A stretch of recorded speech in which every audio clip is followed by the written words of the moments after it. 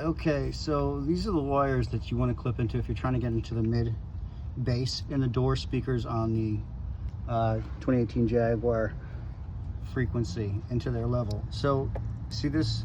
This is white orange and white purple. Now this harness goes into the back of the amplifier, which is in the rear head unit of the BMW. They're plugged in under here. They're simple releases with a clip, not this one, this one. So it's 4 in, 1, 2, 3, 4 pins in. Now you can verify this by, like my buddy John just told me over here, sticking one end of a multimeter in these pins. Just a set of test leads and a battery. Yeah, test leads into those pins, and then a little battery. And once you make that connection, it will make that door speaker pop. And you'll know that's it. Instead of posting 14 wiring diagrams, we actually show you the wires. Yep. So there you go. These are the wires you want to get into. White orange, white purple. Door, mid bass speakers.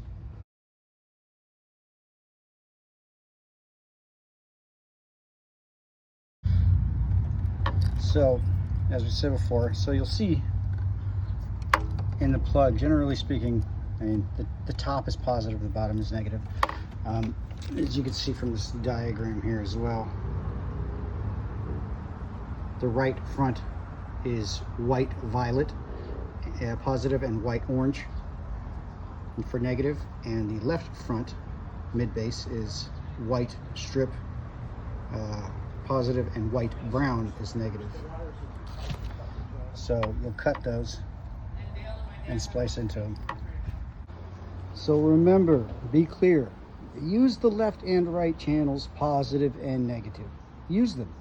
Why? You're getting a cleaner signal. I had some guy at some installer place come over here and splice into this line. I've already taped it all up, but he spliced into the gray and the white. Now when I read the BMW, the Jaguar diagram, it says the gray and the white is positive for channel 1 and positive for channel 2. So this dipshit installer installed my speakers into positive channel 1 and positive channel 2 because they're fucking idiots. So, and don't use it. Do not use the rear bass subwoofer line to connect to. Don't fucking use it. I'm telling you from experience, please, for God's sake, trust me. Use these.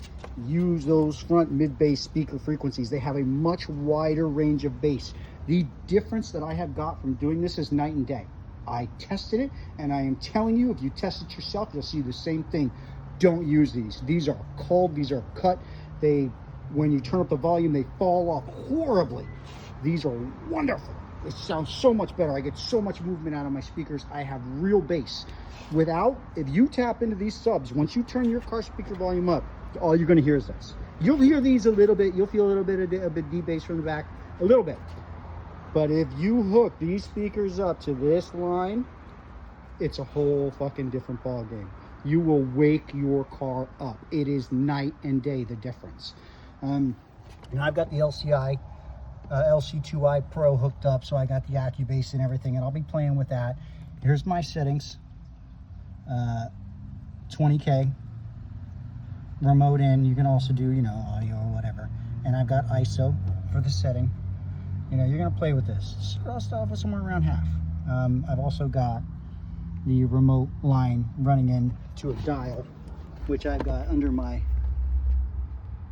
driver's seat over there. Use some good RCA cables. Don't use trash. Why? Every little piece of trash you use gives you little bits of signal quality degradation everywhere. Don't do it to yourself. I've got the ISO filter on 30 Hertz. This is a JL Audio 600 1V2 amp mono block. I've got them both running into one channel. I had some issues before and it scared me from using both channels, but that's what I could have done, is run everything into the 2 channels. So this is off on purpose right now because I don't want it powered on while I'm messing with stuff.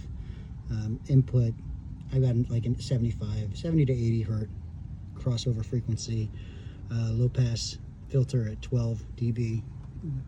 You can play with that if you want. Ultrasonic frequencies on. I've got it on low input voltage. Also, you can play with that, but you'll get a lot more hit at low.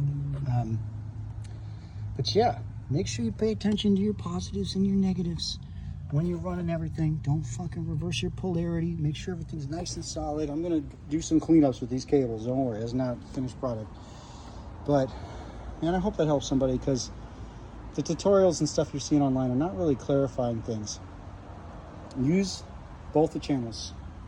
Tie in clean, solder the ends, crimp them, close them off, leave no chance for grounding. If you ground out with these connections and you got power to them, you will fry your shit.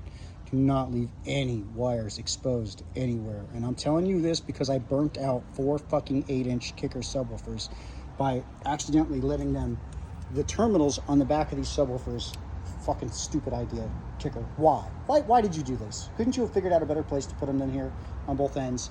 Because I didn't realize it, but once I set my 8s, this is a 6, it's small, but the 8s are much bigger. So those terminals were so far out that once I installed everything and I turned it on, the fucking thing's fried. Immediately cooked. 8 of them. 4 of them, sorry. So yeah, that sucked. Don't do that. Make sure you're very careful if you're going to use 8s in here, that those terminals do not hit the metal frame anywhere or you're cooked. Don't let any wires be open or exposed. Clean everything up. Good luck.